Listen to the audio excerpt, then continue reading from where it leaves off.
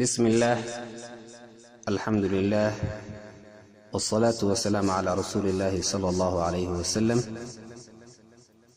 إن شاء الله تعالى وحان هلك كدوب دونا درسي كواد أن كتر جمعي منظومة قواعد فقهية أحيد أولها الشيخ العلامة عبد الرحمن بن الناصر السعدي. سكل هديانو ديو واجبي علمي oo ka waramaya qawaacid fiqhiga oo aan ku turjumay ama aan ku rogay gabay Soomaali sheekhu hordhac ayuu sameeyay iyo gabagabo labadaba gabay qawaacidina waxa weeyaan dhexda ayuu galiyay. anigu ma turjumi doono muqaddamadiisa iyo gabagabadiisaba. waxaan saari doonaa hordhac gabay oo ka kooban mahadda Ilaahay iyo salliga Nabiga sallallahu alayhi wasallam oo aniga ii gaara iyo gabagaba aniga ii gaara. waxaan iska waafaqaynaa markaa qaacidada koowaad markaan bilaabo baan tarjumadeedii af Soomaaliga saaraya. waxaan insha Allah taala isku daynaa in aynu ku soo ururino 6 darsi maalintiiba haddii Ilaahay subxaanahu wa tacaala ogolaado aan akhriyo 5 bayt iyo tarjumadoodii oo af Soomaali طبعا maadaama gabay af Soomaaliya aan ku turjumay gabay af Soomaaliga sidiisii baan u akhriyay. carabigana inkastoo sidii af Soomaaliga noqonaynin waxaan isku dayay inaan u akhriyo sidii ka af Soomaaliga aan u akhrinayay. waxaan ku bilaabayaa hordhacaygii. waxaan idhi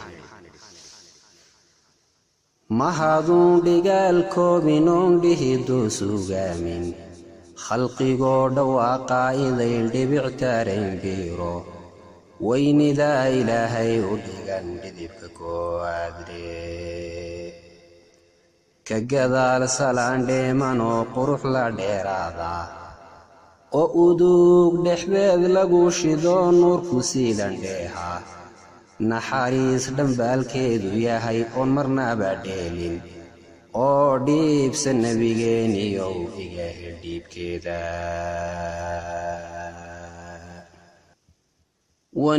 waniyatun shartun lisaa'iri alcamal fiha alsalaaxu walfasaadu lilcamal falkaastood ku dhiiraniiniyaa lagu dhaqaajaye dhanxuuniyo dhabbaaha toosan bay dhaanu tahay ceelaa. addiinu mabniyun cala almasaalixi fi jalbihaa waddar'i lilqabaa'ixi dhab maaslaxo inay keentaba diinta loo dhigaye wixii dhaawac noo keeni bay dhinacu turtaay. فإن تزاحم عدد المصالح يقدم الأعلى من المصالح وضده تزاحم المفاسد يرتكب الأدنى من المفاسد. hadday dhowr maslaxadood kulmaan dhoorkaati mudandhe cagsigooga dhowrkii noqdana tiir dhiqideedle. قاعدة الشريعة التيسير في كل أمر نابه تعسير حكم ذا شريعة ذا دبتا وفوضي دقاني طلابي ددارنا طبي ودبرين ياني.